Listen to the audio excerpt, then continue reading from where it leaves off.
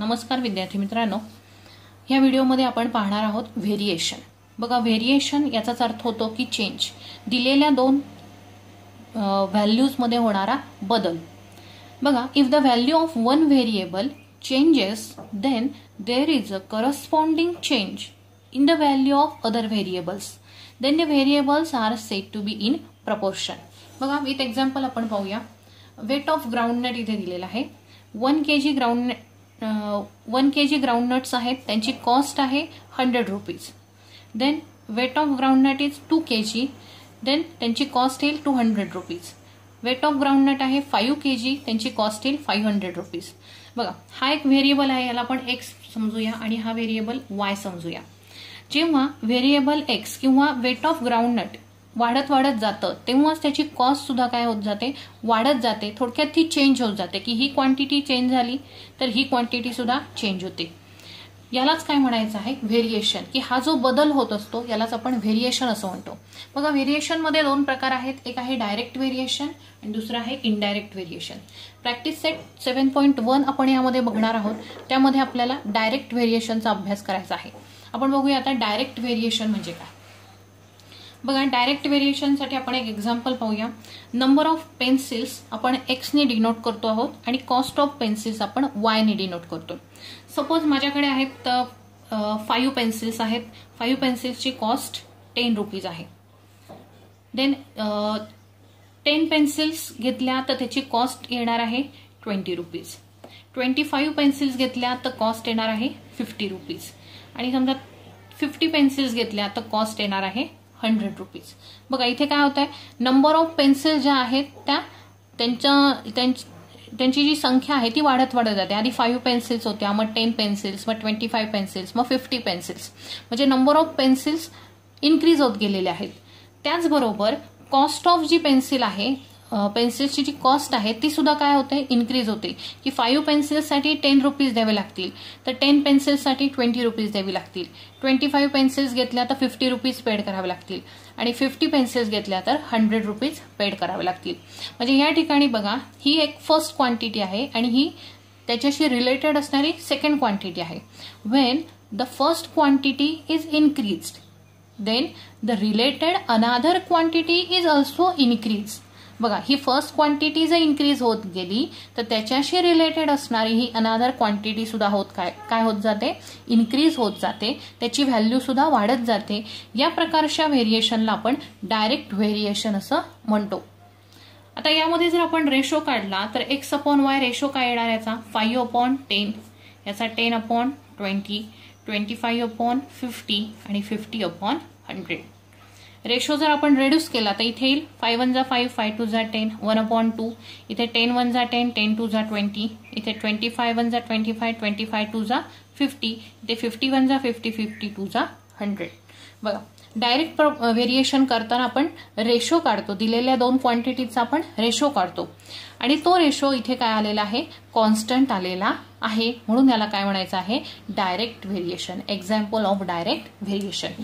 बघा, direct variation denote करताना x आणि वाय हे दोन व्हेरिएबल्स या ठिकाणी आहेत. ते डिनोट करताना या ठिकाणी हे चिन्ह वापरलं जातं. याचं वाचन x is directly proportional to y किंवा एक्स व्हेरीज फ्रॉम वाय असं सुद्धा म्हटलं जातं. आता या ठिकाणी हे जे चिन्ह आहे याला अल्फा असं म्हणतात. अल्फा हा ग्रीक वर्ड आहे. या चिन्हाला अल्फा असं म्हणतात.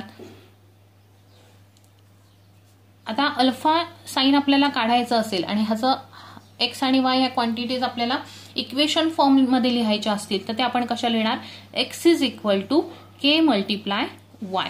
या ठिकाणी आपण काय वापर केला, इक्वेशन फॉर्म मध्ये लिहिताना के चा यूज केला. के म्हणजेच काय आहे, के इज अ कॉन्स्टंट. केला आपण काय म्हणतो, कॉन्स्टंट म्हणतो. कॉन्स्टंट म्हणजे काय, स्थिर संख्या. या ठिकाणी ही जी व्हॅल्यू आलेली आहे यालाच आपण कॉन्स्टंट असं म्हणतो. की सगळीकडचा जो रेशो आहे तो सगळीकडचा रेशो इथे सेम दिसतो आहे. मग या सारख्या येणाऱ्या संख्येलाच आपण स्थिर संख्या असं म्हणतो. म्हणजे त्याला आपण कॉन्स्टंट असं म्हणतो.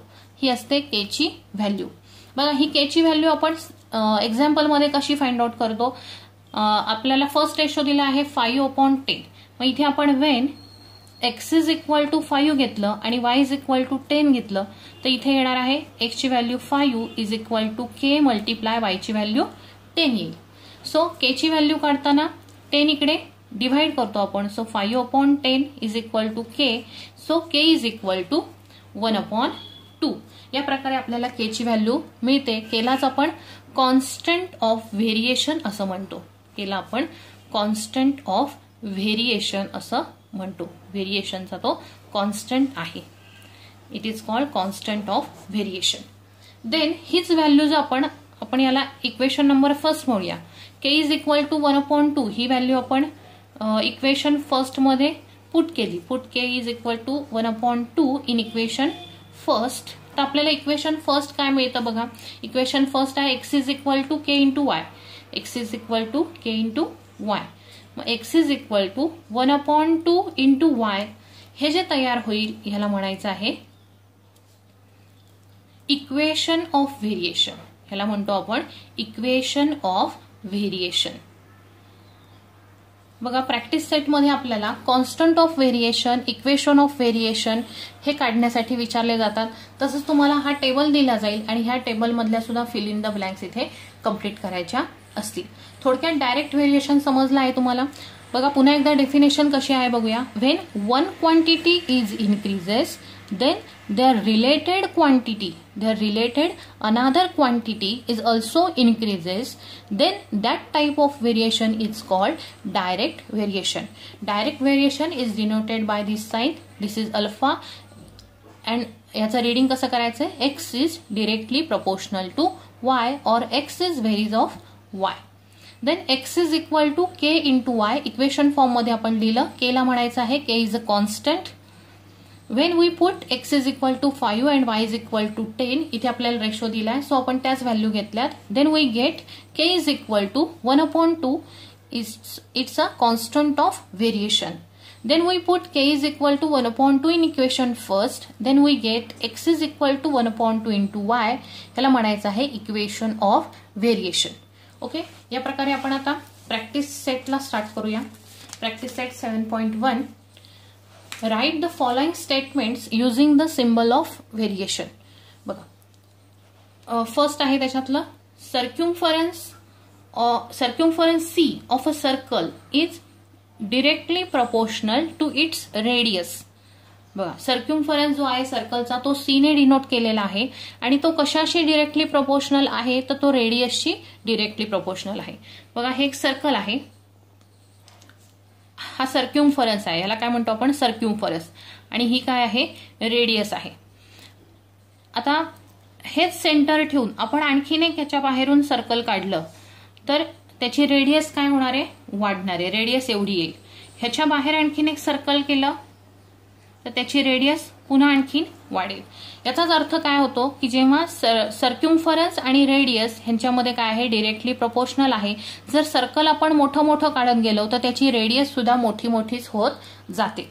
सर्कल छोटं असेल तर रेडियस सुद्धा छोटी असते आणि सर्कल मोठं झालं तर रेडियस सुद्धा मोठी होते. म्हणजेच सर्क्युम्फरन्स ही एक वन क्वांटिटी आहे. ही जर इन्क्रीज झाली तर त्याच्याशी रिलेटेड अनादर क्वांटिटी म्हणजे त्याची रेडियस ही सुद्धा इन्क्रीज होणार आहे. मग हे आपल्याला फक्त वर्ड मध्ये लिहायचं आहे. Circumference C is directly proportional to its radius R. Okay, then second question बघा.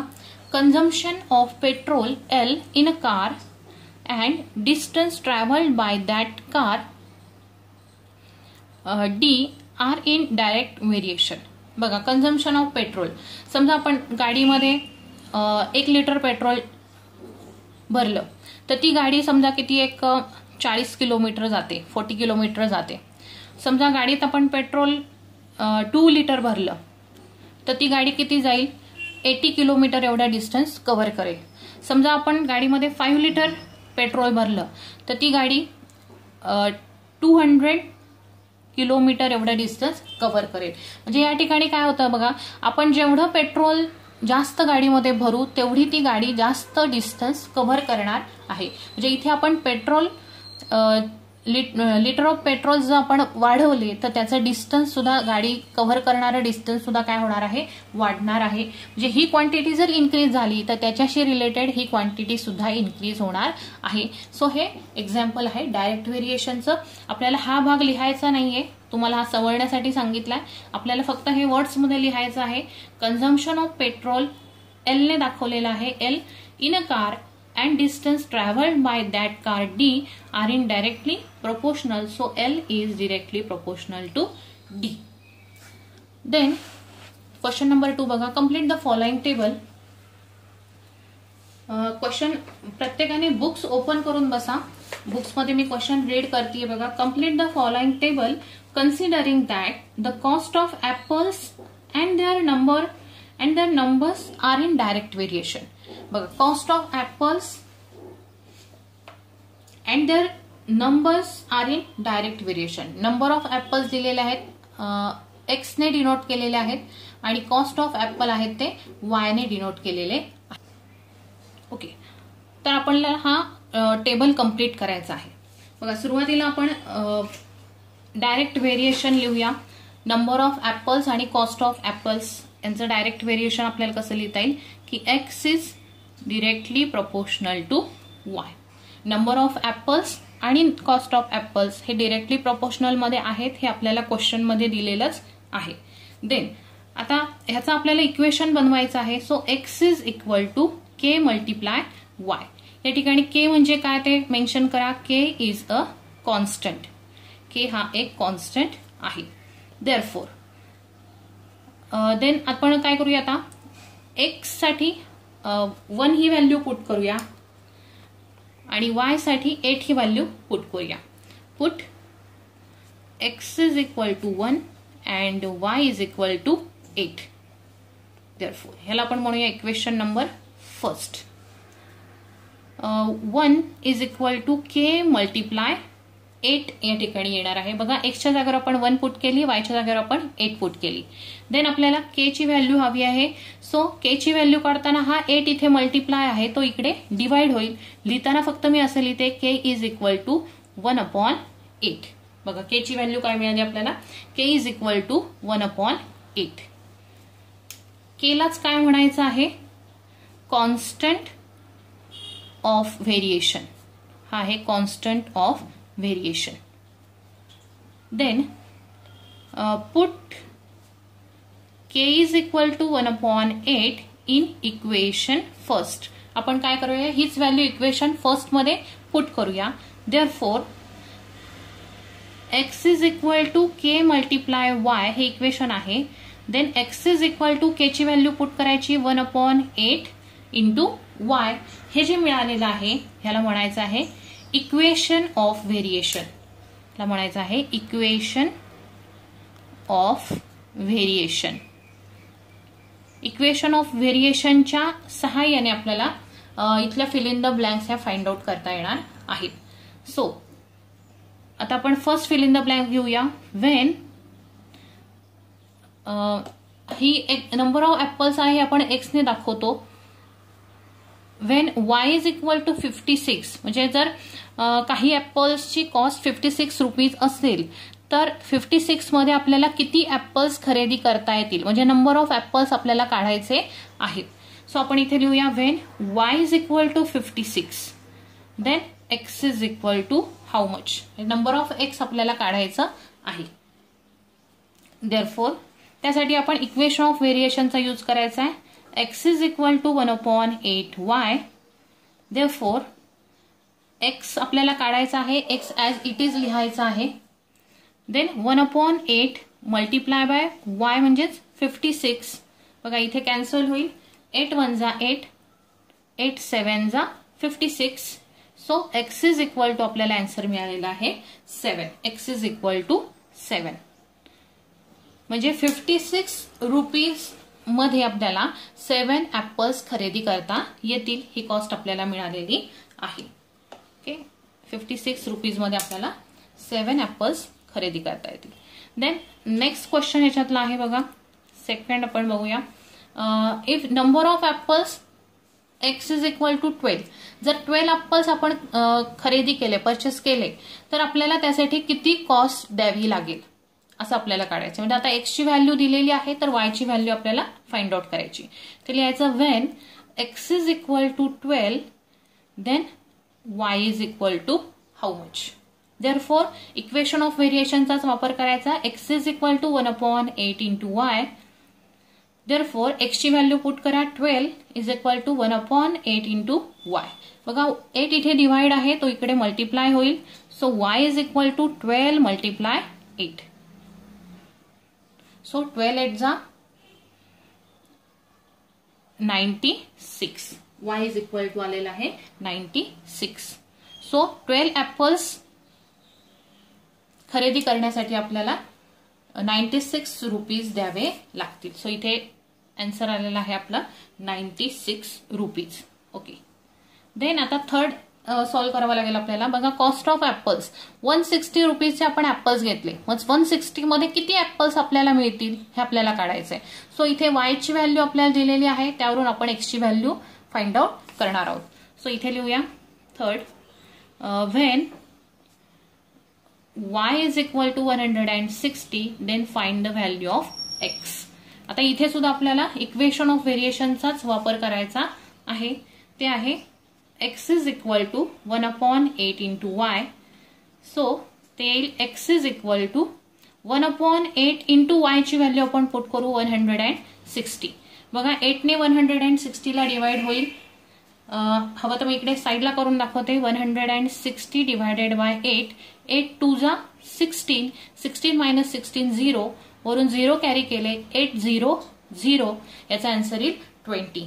सो इथे येईल x is equal to 20. x ची व्हॅल्यू आली आपली 20. सो 20 आन्सर इथे आपण देऊ शकतो. म्हणजे 160 रुपीज मध्ये आपल्याला किती ॲपल्स खरेदी करता येतील, तर 20 ॲपल्स आपल्याला खरेदी करता येतील. या प्रकारे आपला क्वेश्चन नंबर 2 कंप्लीट झालेला आहे. देन आपण वळूया क्वेश्चन नंबर 3 कडे.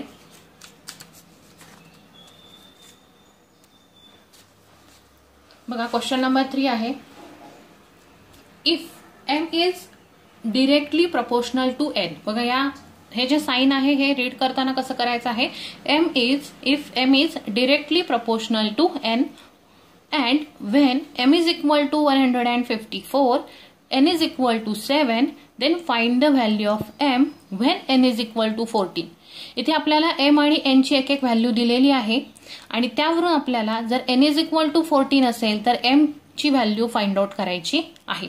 आणि व्हेरिएशन काय आहे, डायरेक्ट व्हेरिएशन दिलेलं आहे. म्हणजे एक क्वांटिटी इन्क्रीज झाली तर त्याच्याशी रिलेटेड दुसरी क्वांटिटी सुद्धा इन्क्रीज होणार आहे. बघा यामध्ये आधी आपण व्हेरिएशन लिहू. m is directly proportional to n हे आपल्याला गिवन दिलेलं आहे. सो याचं इक्वेशन बनवण्यासाठी आपल्याला कॉन्स्टंट यूज करायचा आहे. m is equal to k multiply n. Here लिहा k is a constant. k हा एक कॉन्स्टंट आहे. Therefore put m is equal to 154 and n is equal to 7. हे सुद्धा आपल्याला दिलेलं आहे, गिवन आहे. So m is equal to 154 and k multiply n is equal to 7. ह्याला आपण इक्वेशन फर्स्ट सुद्धा म्हणूया. देअरफॉर आपल्याला आता k ची व्हॅल्यू मिळेल. k ची व्हॅल्यू काढण्यासाठी 7 मल्टिप्लाय आहे, तो इकडे काय होईल, डिवाइड होईल. So k is equal to 154 divided by 7. हे डिवायडेशन करून घ्या. 154 ला 7 ने डिवाइड करायचंय. 7 2 जा 14. मला इथे जागा नाहीये म्हणून मी इथे करते. तुम्ही हे रफ वर्क करायचं आहे दुसऱ्या पेजवर. 15 मायनस 14 1 येतील, वरून 4 कॅरी होईल. 14 झाले. 7 2 जा 14. 14 मायनस 14 0 या ठिकाणी आले. म्हणजे डिवायडेशन आलं आहे आपलं 22. सो के ची व्हॅल्यू आपल्याला मिळाली आहे 22. म्हणजे ही कशाची व्हॅल्यू झाली आहे, कॉन्स्टंट ऑफ व्हेरिएशन. ह्यालाच काय म्हणतो आपण, constant of variation. Constant of variation मिळालं आहे, त्यावरून आपल्याला काय काढायचं आहे, equation of variation. So put k is equal to 22 in equation first. आपण जे इक्वेशन फर्स्ट तयार करून घेतलंय त्यामध्ये k ची व्हॅल्यू पुट करायची आहे. Therefore m is equal to k multiply n. Therefore m is equal to k ची व्हॅल्यू पुट करा 22 इंटू n. हे जे तयार झालं आहे ह्याला म्हणायचं आहे equation of variation. Equation of variation m is equal to 22 multiply n. आता आपल्याला when n is equal to 14 असेल तर m ची व्हॅल्यू फाइंड आउट करायला विचारलेली आहे. सो आपण इथे लिहूया आता when n is equal to 14 then m is equal to how much, किती असतील. Therefore m is equal to 22 multiply n. Equation of variation use करायचे नेहमी फाइंड आउट करण्यासाठी. m ॲज इट इज लिहा, m ची व्हॅल्यू फाइंड आउट करायची आहे. Then 22 multiply 14. 14 ने मल्टिप्लाय करायचं आहे. 22 इंटू 14, 14 टू जा 28 शी 8, 2 कॅरी केले. 14 टू जा 28 प्लस 2 30, 308 ही येईल m ची value. m is equal to 308. बघा मुलांनो, स्टेप बाय स्टेप लक्षात ठेवायचं आहे. एकदम इझी टॉपिक आहे हा व्हेरिएशन. देन क्वेश्चन नंबर 4 आहे, if n varies directly as m, complete the following table. n varies directly as m म्हणजे n is directly proportional to m आहे. Then complete the table. आता इथे m आणि n च्या values आपल्याला दिलेल्या आहेत आणि काही व्हॅल्यूज आपल्याला इथे फाइंड आउट करायच्या आहेत. बघा, ही व्हॅल्यू पण आपल्याला फाइंड आउट करायची आहे, ही व्हॅल्यू फाइंड आउट करायची आहे आणि ही व्हॅल्यू सुद्धा फाइंड आउट करायची आहे. So n varies directly as m. So n is directly proportional to m.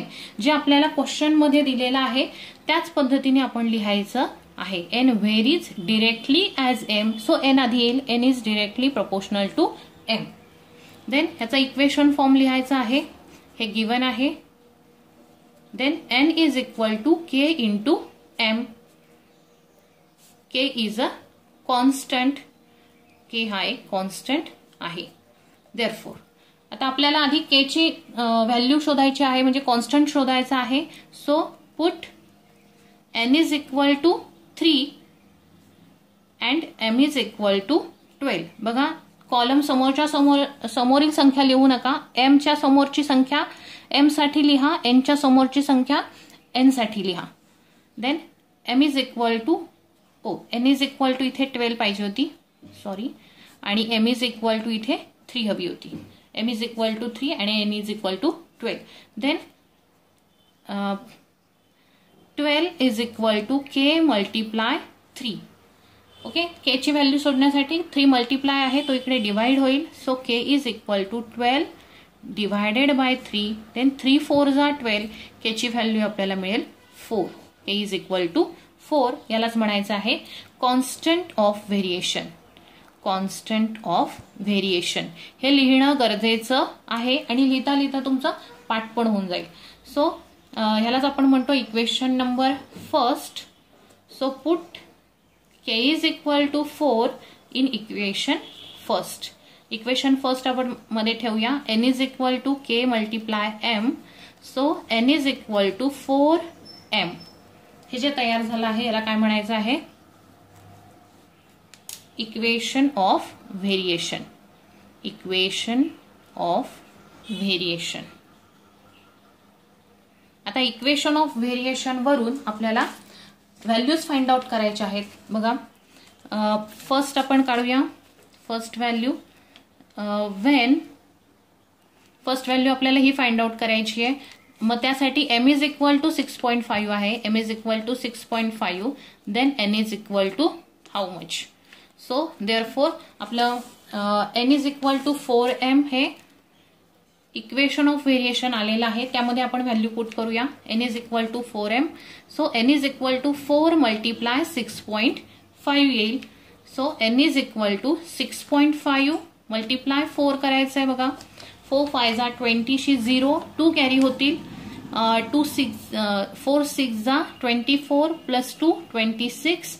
इथे बघा, एक डिजिट सोडून डेसिमल पॉइंट आहे, एक डिजिट सोडून पॉइंट द्यायचा. आन्सर येईल 26. एनचा आन्सर आलेला आहे 26. देन सेकंड क्वेश्चन आहे यातला.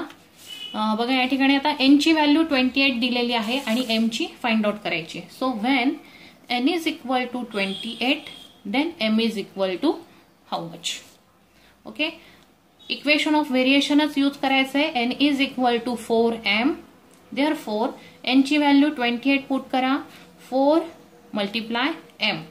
m फाइंड आउट करण्यासाठी हा 4 मल्टिप्लाय आहे तो इकडे डिवाइड होईल. So m is equal to 28 divided by 4. So m is equal to 7. m ची व्हॅल्यू आपल्याला इथे 7 मिळालेली आहे. ॲज इट इज इथे आता आणखीन एक थर्ड विचारलेला आहे. m is equal to 1.25. बघा, when m is equal to 1.25 then find the value of n. Therefore n is equal to 4m. This is our equation of variation. त्याचा उपयोग आपल्याला होतो उदाहरण सोडवण्यासाठी. So n is equal to 4 multiply 1.25. बघा मुलांनो, decimal मध्ये मल्टिप्लिकेशन आहे. 1.25 मल्टिप्लाय 4. 4 5 जा 20 शी 0. 2 कॅरी करायचे. 4 2 जा 8. 8 प्लस 2 10. 10 शी 0. परत 1 कॅरी होईल. 4 1 जा 4. 4 प्लस 1 5. इथे बघा 2 डिजिट सोडून पॉइंट आहे. सो इथे 2 डिजिट सोडून पॉइंट द्यायचा आहे. So answer is only 5. n ची व्हॅल्यू आलेली आहे n is equal to 5. Okay, या प्रकारे आपला क्वेश्चन नंबर 4 इथे कंप्लीट झालेला आहे. Then we turn to question number 5. बघा, फिफ्थ क्वेश्चन येणार आहे. y varies directly as the square root of x when x is equal to 16, y is equal to 24. Find the constant of variation and equation of variation. इथे बघा आपल्याला फक्त constant of variation आणि equation of व्हेरिएशनच find out करायचं आहे. बघा काय दिलंय सुरुवातीला. y varies directly as square root of x. y varies directly.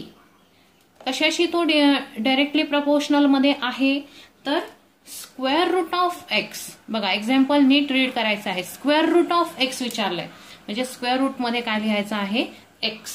याप्रमाणे आपल्याला फर्स्ट लाईन नुसार लिहिता येईल. y varies directly as the square root of x means y is directly proportional to square root of x. So आपण ते लिहिलंय. Then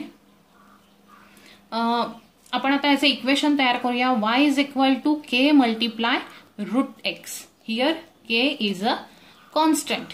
k हा constant आहे. देअरफॉर पुट, बघा x इज इक्वल टू 16 दिलंय आणि y इज इक्वल टू 24 आपल्याला इथे दिलेलं आहे.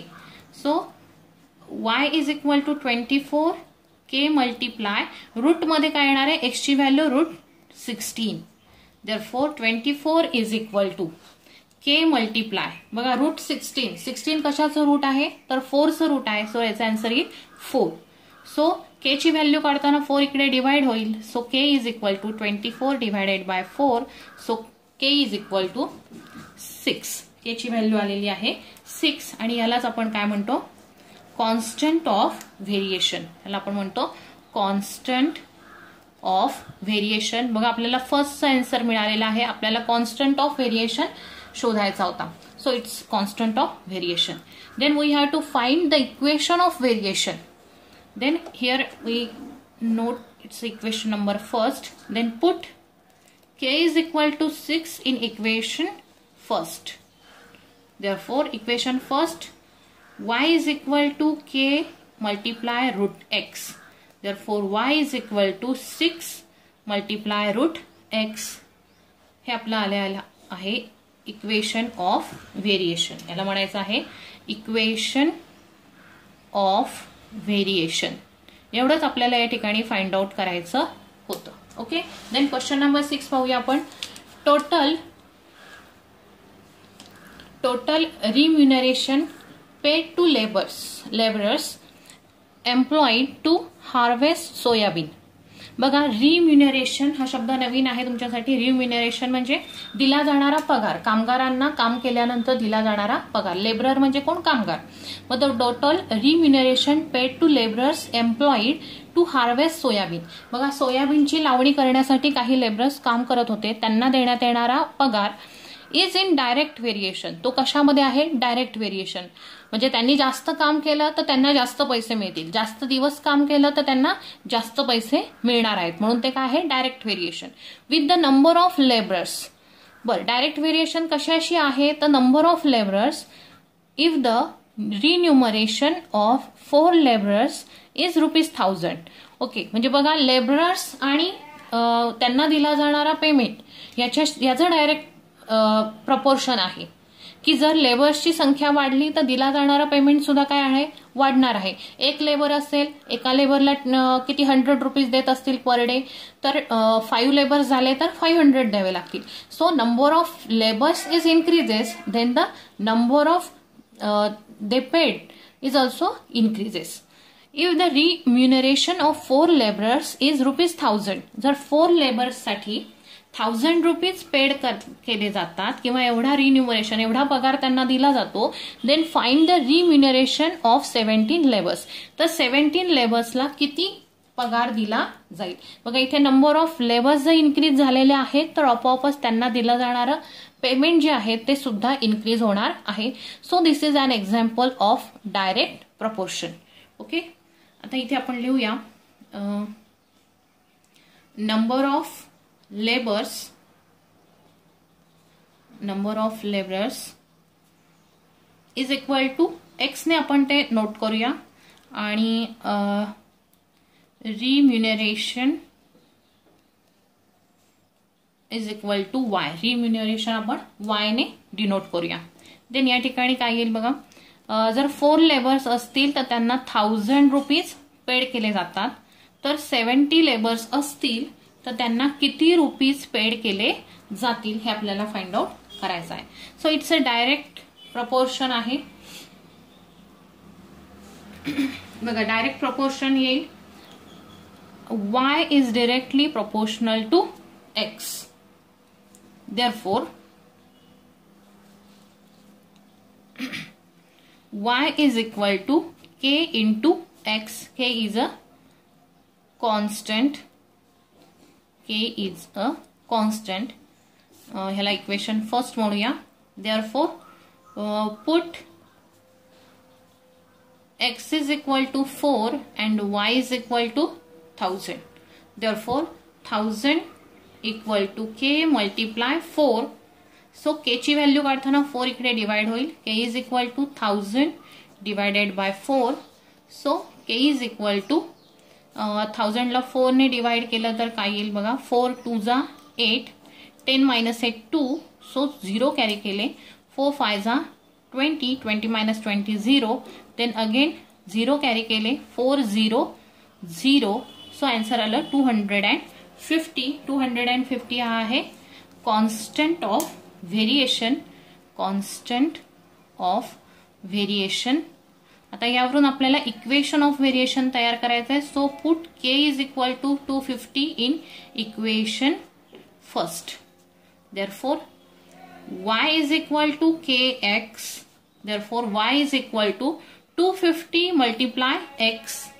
हे आलेलं आहे इक्वेशन ऑफ व्हेरिएशन. सो यावरून आता आपल्याला 17 लेबरर्सला किती पेमेंट करावं लागेल ते काढायचं आहे. So when x is equal to 17 then y is equal to how much. Therefore y is equal to 250 multiply x. Therefore y is equal to 250 multiply by 17. y is equal to बघा 250 into 17 करायचं आहे. 17 0 0, 17 5 85 शी 5